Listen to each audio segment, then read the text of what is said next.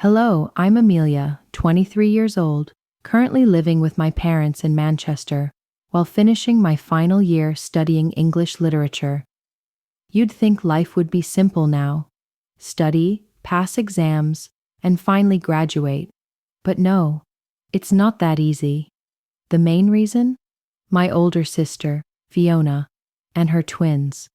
Fiona is 31, married, and lives in a spacious house in the southern suburbs of Leeds.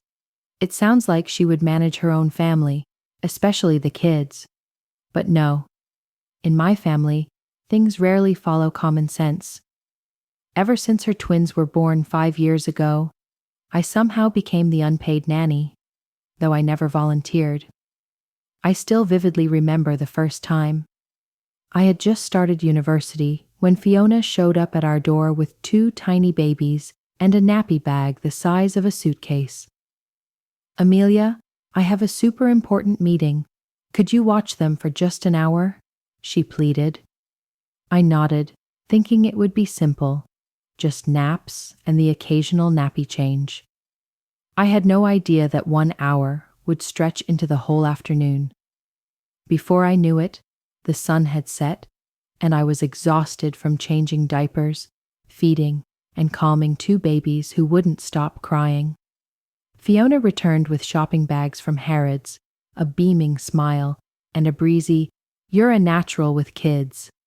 "Thank you so much, you're really good with kids," she said cheerfully. I should have realized then, this was just the beginning. That was the beginning of an endless chain of favors. From spa appointments and afternoon teas to entire weekend getaways with her husband. I tried setting boundaries. "Fiona, I have a group project. I really can't," I said. But boundaries only work when both sides respect them. She just rolled her eyes and walked straight into the living room, unpacking the kids' stuff while saying, "Don't exaggerate. They're sweet kids," she'd say with a smile, leaving them and vanishing again. I became exhausted, juggling studies, part-time work, and childcare. I missed birthdays, seminars, and late-night revision sessions with friends.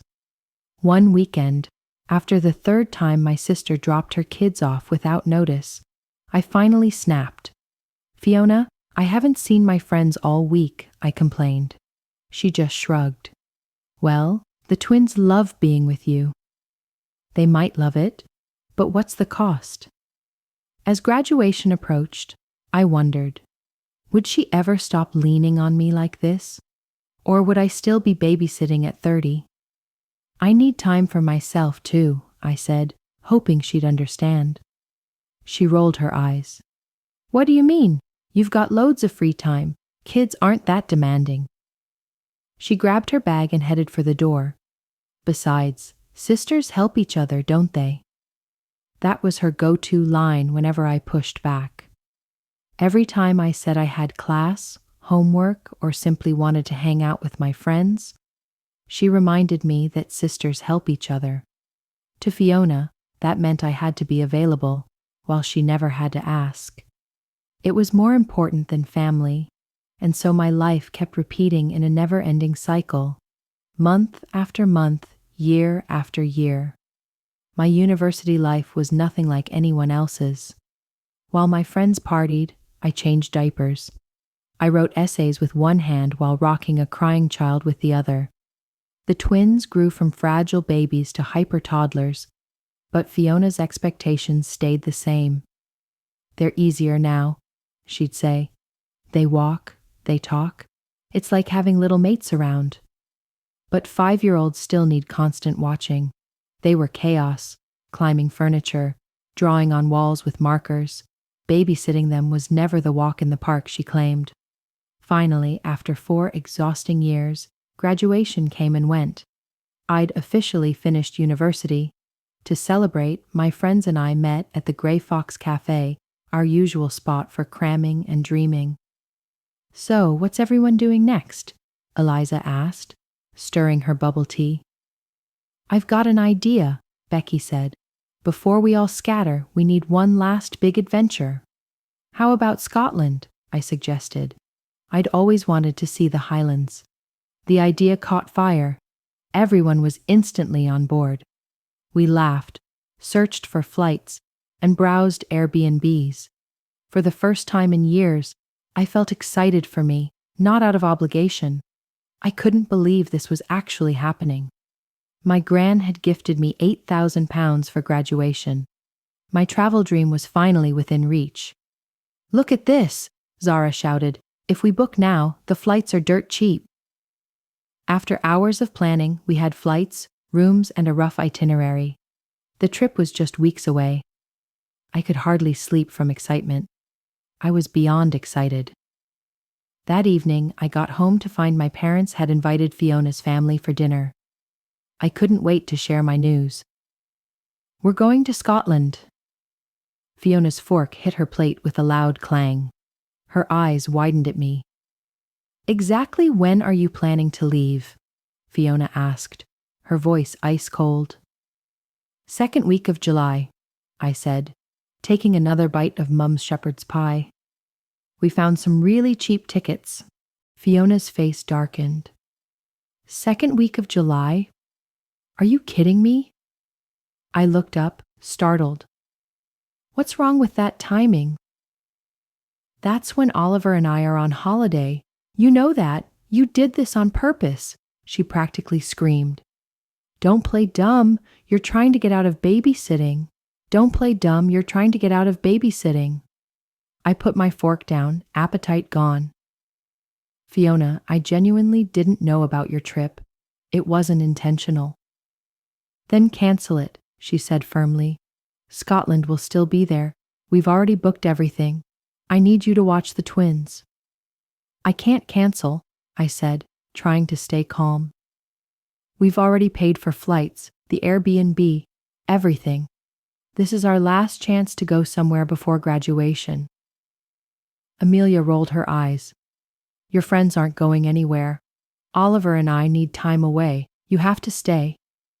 I stared her straight in the eyes. "I'm not changing the plan. It's booked. I'm going." "Unbelievable, you're so selfish," she shouted. My face flushed. "Selfish? I've missed countless things over the last 4 years because you needed a babysitter. This is the first time I'm choosing myself." Fiona slammed her hand on the table, cutlery rattling.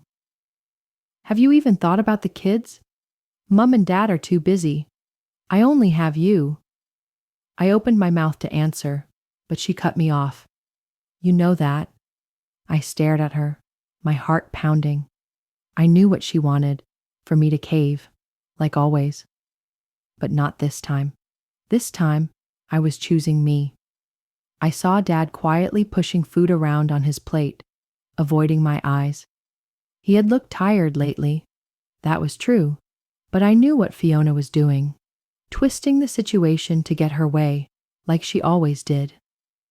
"Hire a babysitter," I said firmly. "I'm not letting strangers watch my children," Fiona snapped. "We're saving for a house. We can't waste money on a sitter when you can do it for free. If you can afford a holiday, you can afford childcare."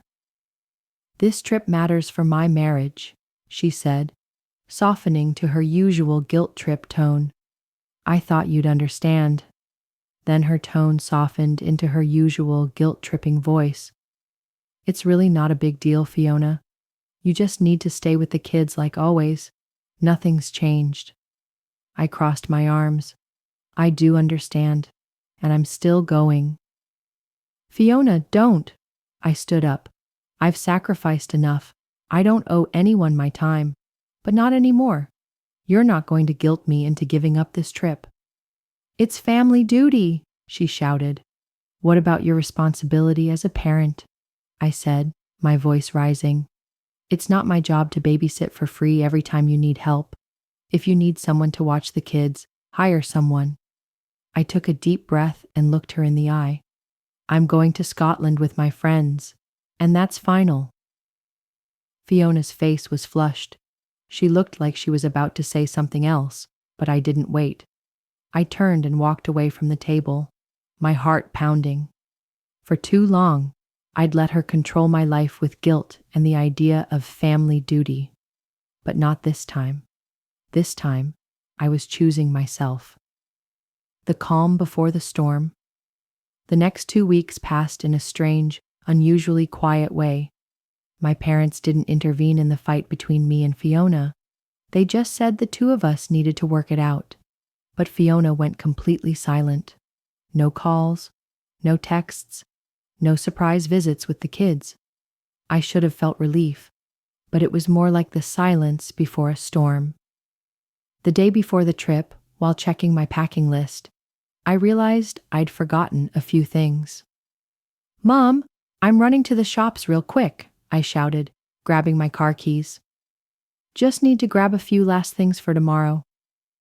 I was gone for barely an hour. But the moment I stepped through the door, I knew something was off. The house was too quiet. Then came the soft, familiar giggles from the lounge. My heart pounded. I recognized those laughs. Max and Arthur were here, but why? I rushed in and froze. My nephews are playing. At home. Max and Arthur were here, but why? Fiona hadn't brought them over in 2 weeks. I stood there in the middle of the living room, stunned. My 2 nephews were sitting cross-legged on the floor. In their hands was my passport. No way, I gasped, lunging forward. I snatched the passport from their hands, fingers trembling as I opened it. Please be okay, please. But no, nothing was intact anymore. I flipped it open, and my stomach dropped. Where my photo used to be was now just a ragged hole. The edges were jagged, clearly snipped in a hurry with scissors.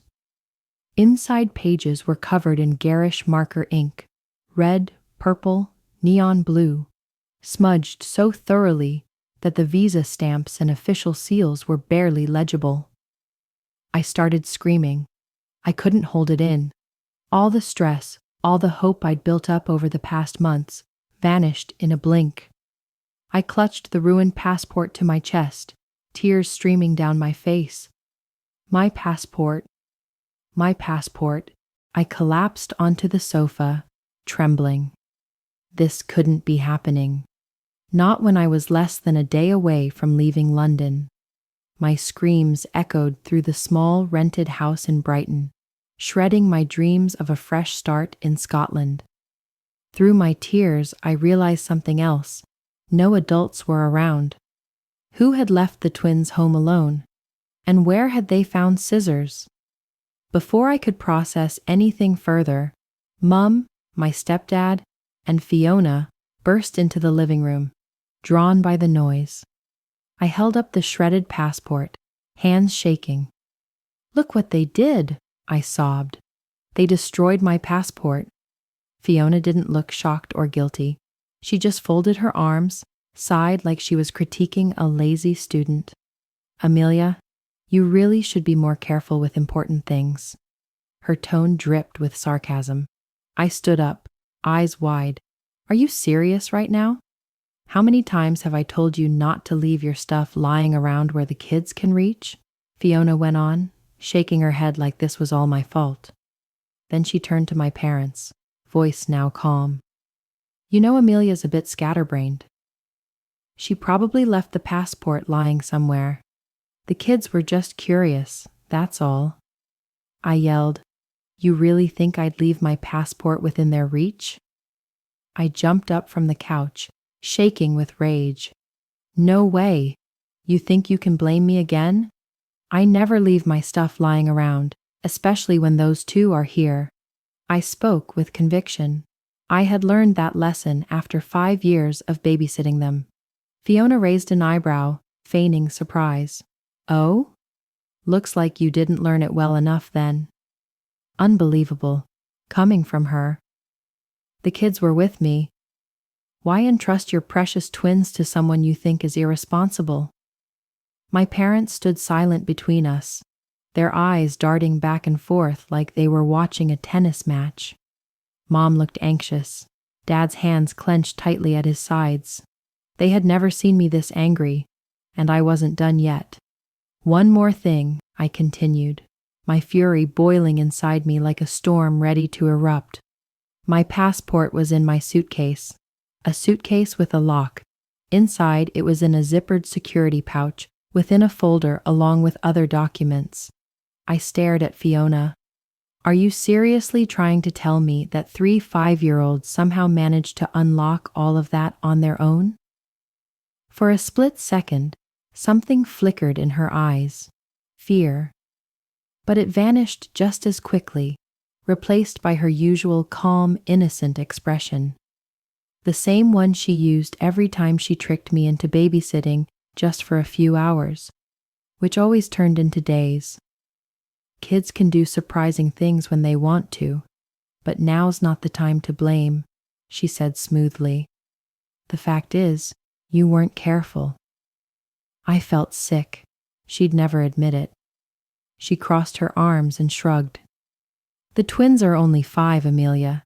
They can't be held accountable. You're the adult. Her voice was calm, her face blank, like she hadn't just destroyed my future with a single sentence. I had given up everything for her, and this was my reward.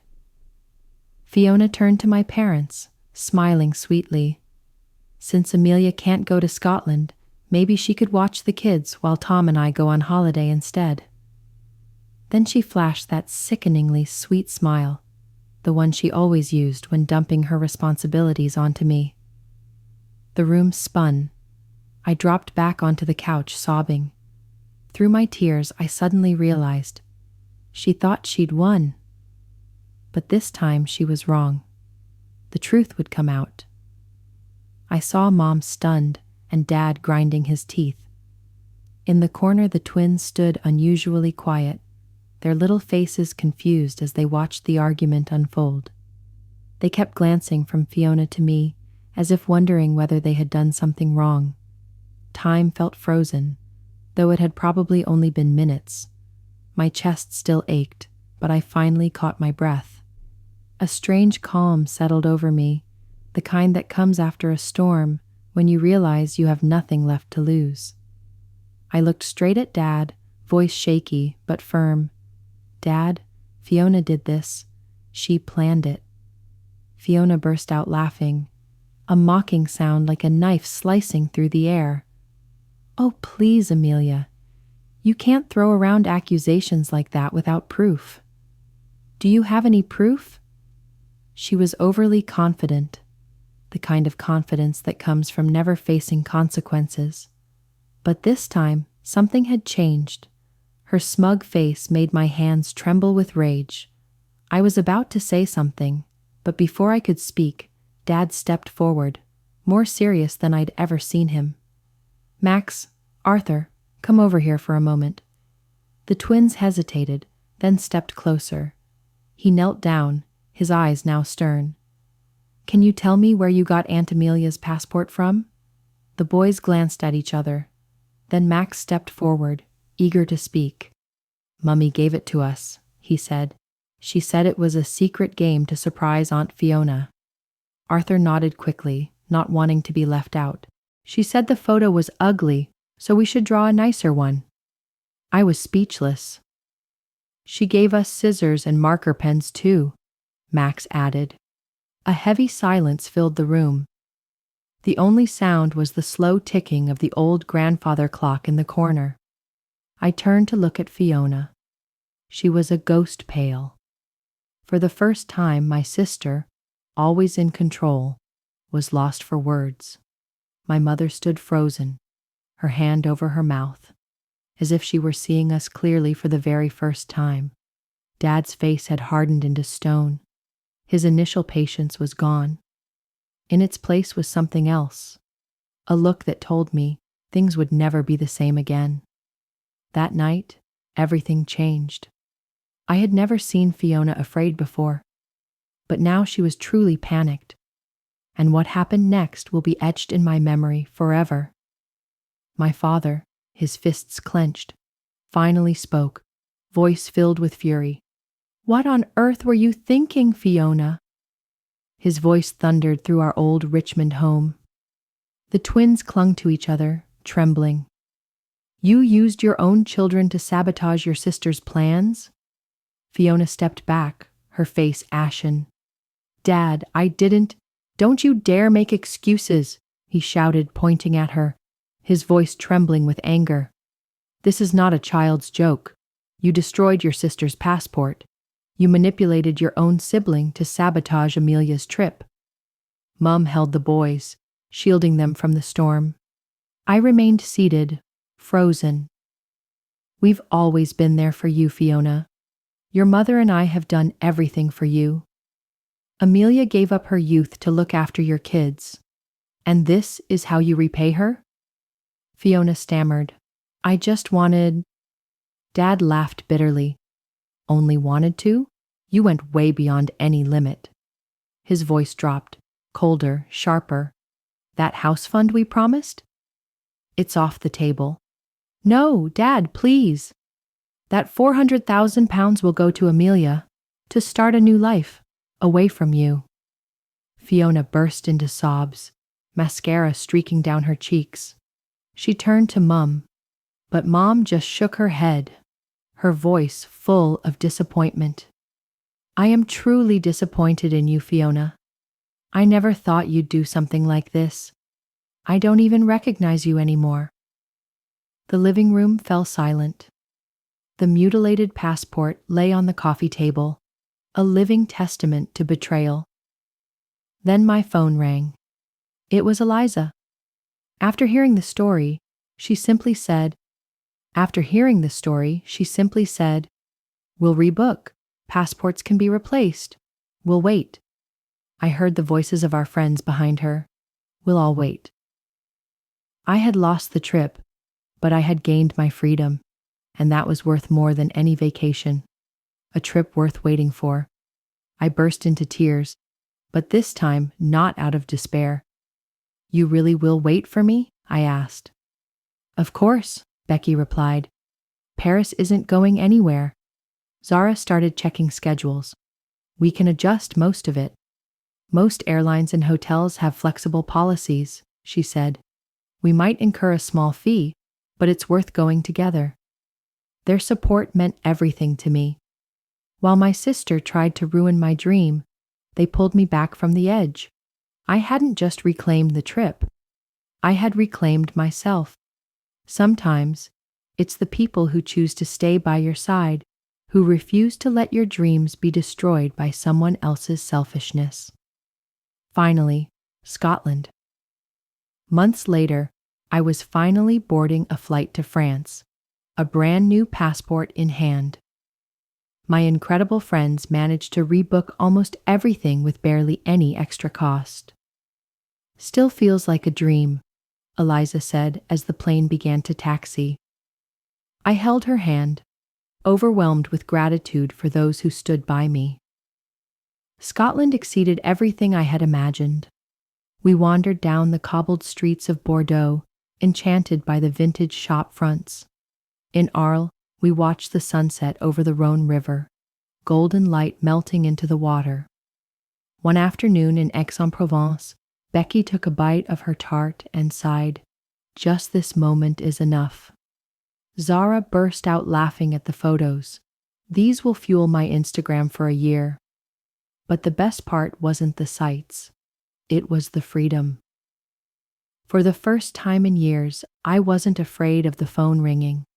No more passive-aggressive texts from Fiona. No more last-minute babysitting please. Just me, my friends, and a journey we had chosen together. A new beginning. Returning home to Bath, everything had changed. No more screaming twins. No more Fiona's frantic footsteps echoing down the hall. My father had begun transferring the house deed into my name. One morning, I told Mum I'd found a small flat near Bristol's Arts District, and she smiled more peacefully than I'd seen in years. "We're so proud of you. You stood your ground without hurting anyone," she said. Fiona hadn't returned since the passport incident. Mum still called her sometimes, but from a careful distance.